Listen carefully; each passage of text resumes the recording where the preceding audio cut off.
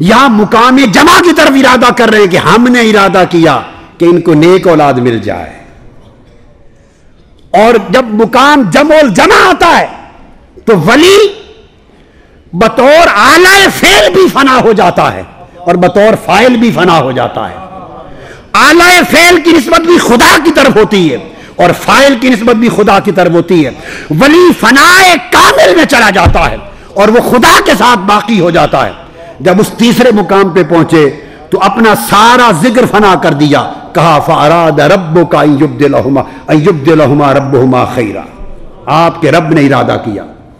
یہ تصوف کی وہ زبان ہے, یہ اولیاء صوفیاء کے وہ اشارات ہیں جس کے ذریعے وہ بندے کو مختلف مراتب کی طرف اپنے آپ کو ایمان اور احسان کے درجے کو بلند کرنے کے لیے بلاتے ہیں. پھر یہی قرآن آگے تعلیم دیتا ہے آقا علیہ السلام کے ضمن میں. یہ مقام خضری ہے, یہ مقام خضری ہے. پھر مقام نبوت محمدی کیا ہے؟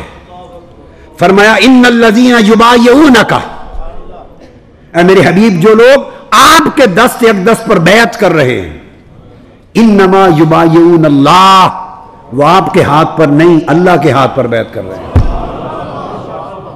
پہلے تصریح کی کہ آپ کے ہاتھ پر بیعت کر رہے ہیں, تصریح کی آپ کے ہاتھ پر بیعت کر رہے ہیں. تو اس میں مقام تفرقہ میں آقا علیہ الصلوۃ والسلام کا ہاتھ اللہ کے ہاتھ کو الگ الگ ٹھہرایا. پھر فرمایا انما یبایعون اللہ, وہ اللہ کے ہاتھ پر بیعت کر رہے ہیں. اس کو مقام جمع کر دیا اور جمع الجمع پر لے جانے کے لیے پھر فرمایا ید اللہ فوق ایدیہم. یہ جو دیکھنے میں لوگ دست مصطفیٰ سمجھ رہے ہیں, لوگوں دست مصطفیٰ نہیں, یہی دست خدا ہے.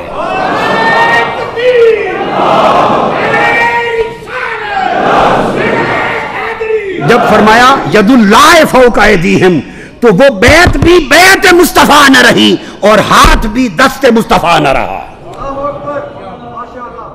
یہ مقام فنا ہے. ولی مرتبہ ولایت میں پاتے ہیں, نبی مرتبہ نبوت میں پاتے ہیں. پھر اور مثال دی قرآن مجید میں, فرمایا وما رمیت اذ رمیت ولکن اللہ رما.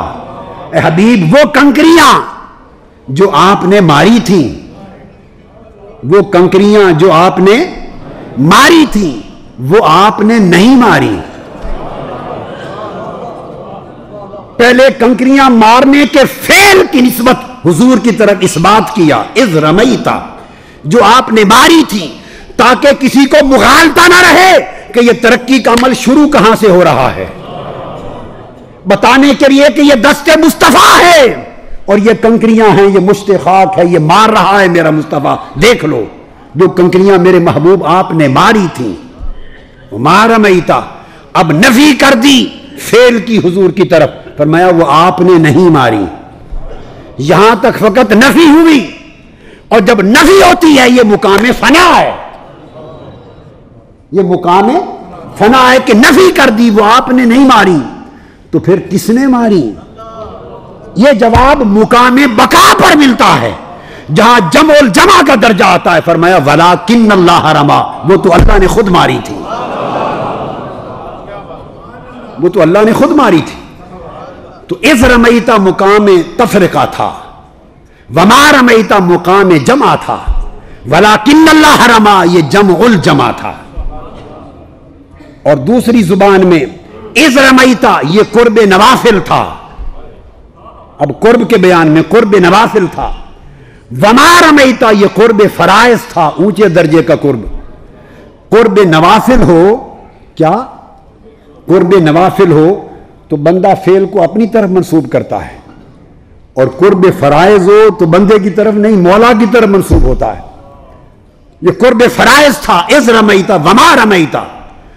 اور جمع بین القربین, جب فرائض اور نوافل کے قرب جمع ہو کے جمع بین القربین ہو تو بندے کا ذکر نہ بطور فعل کے ہوتا ہے نہ بطور فاعل کے ہوتا ہے. ولکن اللہ رما, وہ مقام بقاء کامل ہوتی ہے.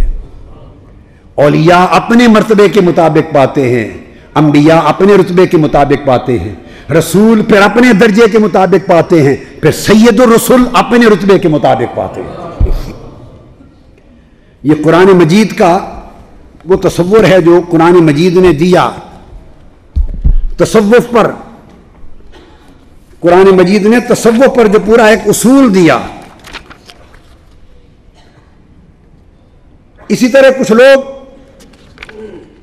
یہ کہتے ہیں کہ صوفیاء کہتے ہیں یہ عوام کے لیے ہے توحید اور معرفت اور یہ کلام، یہ خواص کے لیے ہے، یہ خص الخواص کے لیے ہے. اور منکرین کا استدلال یہ وہ کہتے ہیں کہ اس کی کوئی دلیل قرآن و سنت میں موجود، ایسی کوئی تقسیم نہیں ہے کہ عوام کے لیے، خواص کے لیے، خص الخواص سب کے لیے ایک ہوتا ہے. ایک تو قرآنی آیات اور حدیث پہلے ہم بیان کر چکے ایک نہیں ہوتا. مگر آئیے صوفیاء کا کوئی عمل، کوئی قول، کوئی فعل، کوئی طریق، کوئی اسوہ، ان کا کوئی اشارہ، ان کی معرفت کا کوئی کلمہ صحیح وہ قرآن اور سنت سے خارج نہیں ہوتا، متناقض نہیں ہوتا، اس کے ساتھ منافی نہیں ہوتا، اس کے خلاف نہیں ہوتا. اور اگر یاد رکھ لیں کسی کا خواہ دعوی تصوف کرے یا ولایت جو کتاب و سنت اور شریعت کے مخالف ہے، نہ وہ ولی ہے نہ وہ صوفی ہے، وہ ہواؤں میں اڑے یا پانی پہ چلے وہ شیطان اور جادوگر ہو سکتا ہے، وہ صوفی اور ولی نہیں ہو سکتا. اس کے لیے کتاب و سنت کی مطابقت اور شریعت محمدی کی ملازمت یہی اصل تصوف ہے.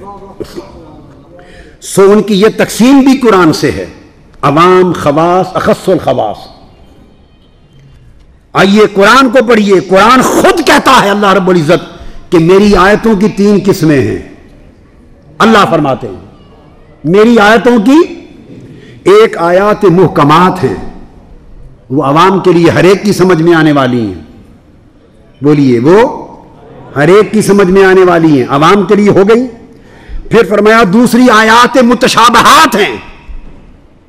جو متشابہات ہیں وہ عوام کی سمجھ میں آنے والی نہیں، ان کے لیے شرط ہے یا اللہ رسول جانتا ہے یا الراسخون فی العلم، جو راسخین فی العلم ہے خواص وہ صرف ان کو سمجھ آنے والی ہیں. تو قرآن نے خواص کا ذکر کر دیا، الراسخین فی العلم. اور تیسرا فرمایا پھر حروف مقطعات ہیں، اور جو حروف مقطعات ہیں وہ نہ عوام جانتے ہیں ان کی مراد، نہ خواص جانتے ہیں، وہ صرف اللہ اور اللہ کا رسول جانتا ہے، اور وہ اخص الخواص کو انعام کیا جاتا ہے. حروف مقطعات اخص الخواص کو انعام کیا جاتا ہے. جس طرح قرآن کے علم 3 قسموں کی آیات کے اندر محمول ہیں اور مشمول ہیں، اور 3 قسموں کے طبقات پر وہ علم منکشف ہوتے ہیں. یاد رکھیے بڑی خاص بات قرآن کی بتا رہا ہوں. میں اب ختم کرنے کے قریب ہوں چونکہ وقت آگے ہو رہا ہے. بہت سی چیزیں جو میں ایکچولی شروع کرنا چاہتا تھا میں اس کے پہلے نقطے کی طرف بھی نہیں آ سکا. میں تو تصوف کی اصطلاح سے، صوفی کے معنی سے، اشتقاق سے آنورڈ چلنا چاہتا تھا، تو میں اور بات چھڑ گئی تو مضمون میرا اور ہو گیا. قرآن مجید نے جس طرح آیات کی 3 قسمیں بیان کی اور 3 قسموں کی آیات کے مفاہیم کے لیے طبقات الگ کر دیے، اسی طرح بڑی خاص بات ہے قرآن مجید نے رجوع کرنے کے طبقات بھی 3 الگ بنا دیے. کچھ چیزوں کے لیے فرمایا اہل علم کے پاس جایا کرو. یہ بات بڑی اہم ہے، یہ قرآن مجید کا خاص پیغام ہے. افسوس لوگوں نے سمجھنے کی کوشش نہیں کی، انکار میں تیزی کی، سمجھنے میں تأمل نہیں کیا. بعض معاملات میں فرمایا اہل علم کی طرف جایا کرو. قرآن ہی نے بعض معاملات میں کہا اہل علم کی طرف نہیں، اہل ذکر کی طرف جایا کرو. اور بعض معاملات میں اہل ذکر کا نہیں، فرمایا اہل خبر کی طرف جایا کرو. یہ قرآن ہے. پہلی آیت فرمایا وَلَوْ رَدُّوهُ إِلَى الرَّسُولِ وَإِلَىٰ أُولِي الْأَمْرِ مِنْهُمْ لَعَلِمَهُ الَّذِينَ